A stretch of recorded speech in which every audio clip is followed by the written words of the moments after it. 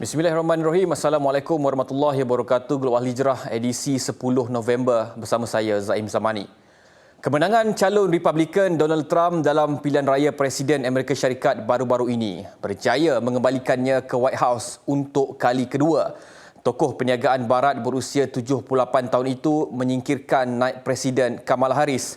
Siapapun yang diangkat sebagai presiden, tidak kira dari Republikan atau Demokrat, penganalisis menyifatkannya sebagai tidak akan mengubah apa-apa dalam isu Palestin Israel, dan Washington dilihat akan terus berperanan sebagai abang besar kepada Zionis Israel dalam menawan bumi Palestin sedikit demi sedikit.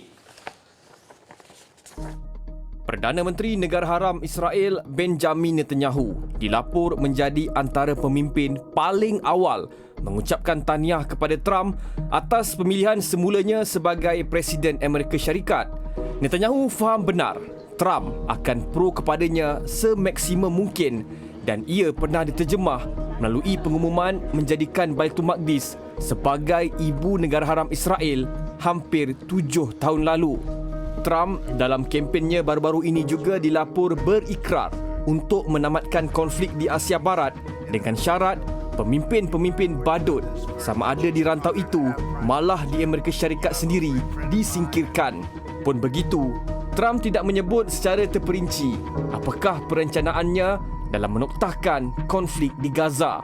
Trump juga dalam ucapan sulung selepas kemenangannya berikrar untuk tidak memulakan apa-apa perang, sebaliknya akan menghentikan perang yang sedia ada. Pun begitu, sejauh mana komitmen Trump itu dizahirkan dengan tindakan? Bolehkah dunia mempercayai pendirian Presiden Amerika Syarikat itu kali ini selepas sepenggal menerajui White House sebelum tumbang kepada Joe Biden? Teka-teki ini sedang dunia nantikan jawapannya daripada Trump selepas rakyat negara Uncle Sam itu memberi peluang sekali lagi kepadanya untuk menerajui The White House. Adakah genosid di Gaza akan dihentikan oleh Trump atau situasi buat penduduk Gaza akan menjadi lebih buruk?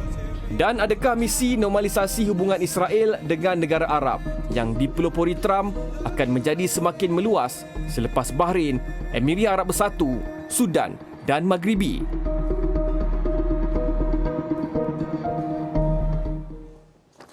Di sebalik kegembiraan Netanyahu menyambut pemimpin kesayangan Donald Trump kembali ke White House, konflik dalaman Israel tetap berterusan, malah semakin memburuk. Self-destruction sedang membelenggu Israel dalam diam. Bukan sahaja penduduk meninggalkan negara itu kerana ancaman serangan pejuang Iran, Hizbullah dan seangkatan dengannya. Turut memuncak siri protes yang mahu Netanyahu berundur. Dan terbaru, pemecatan orang kanan Netanyahu dalam kabinet perangnya, Yoav Gallant, turut mengejutkan, malah mengundang kemarahan ribuan anggota tentera selain penduduk Israel. Sebelum ini, Gallant dan Netanyahu bagaikan gandingan mantap dalam operasi ketenteraan dan misi menghancurkan Gaza.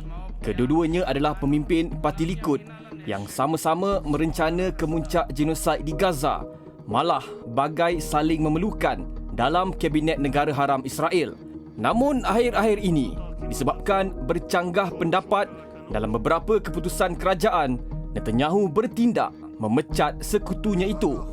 Defisit kepercayaan terhadap Gallant juga menjadi punca utama sekaligus mendorong Perdana Menteri Negara Haram itu menyingkirkan Gallant dan menggantikannya dengan bekas Menteri Luar Israel Katz.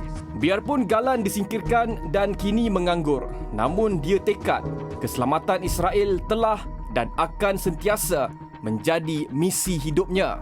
Gallant juga minggu ini mendesak supaya kerajaan Israel mengembalikan semula tebusan di Gaza sementara mereka masih hidup, sebagaimana dituntut penduduk yang saban hari melakukan protes jalanan.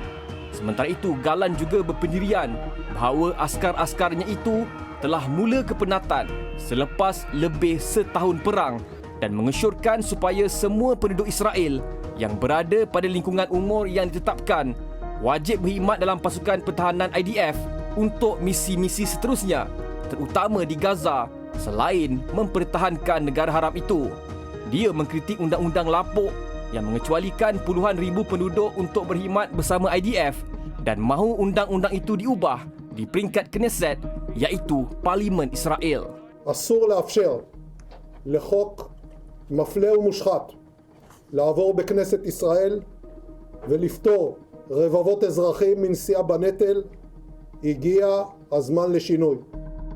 Jelasnya, puluhan ribu penduduk Israel perlu mempertahankan negara haram itu dan memikul beban sama dengan anggota tentera lain.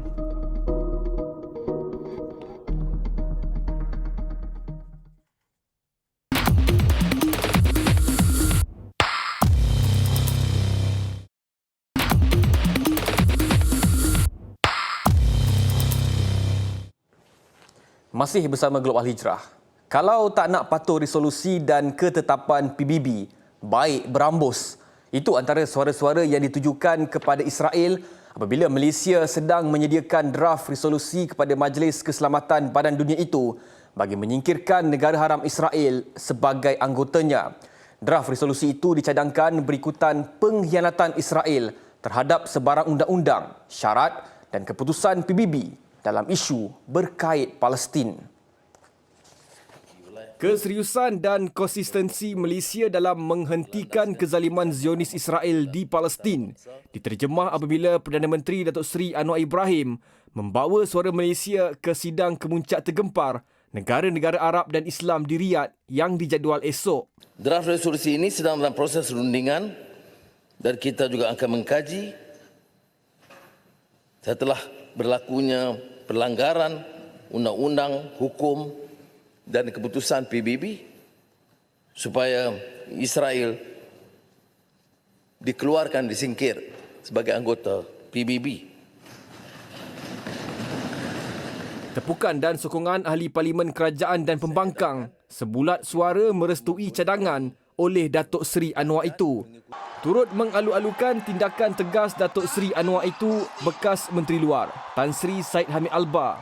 Beliau menyifatkannya sebagai langkah penuh moral dan beretika yang wajar dikenakan terhadap negara pengganas itu. Katanya, biarpun tidak mengetahui sejauh mana ia akan terlaksana, namun tindakan Putrajaya adalah sangat tepat kerana Israel sudah kerap kali mengkhianati syarat dan peraturan yang dikuatkuasakan Badan Dunia itu, terutama dalam konteks kezaliman yang dilakukannya terhadap bumi Gaza. Baik, sekian Glob Al-Hijrah edisi 10 November. Lagi kupasan mendalam genosid di Gaza dan berita dunia Islam lain minggu depan. Saya Zaim Zamani. Assalamualaikum warahmatullahi wabarakatuh dan selamat malam.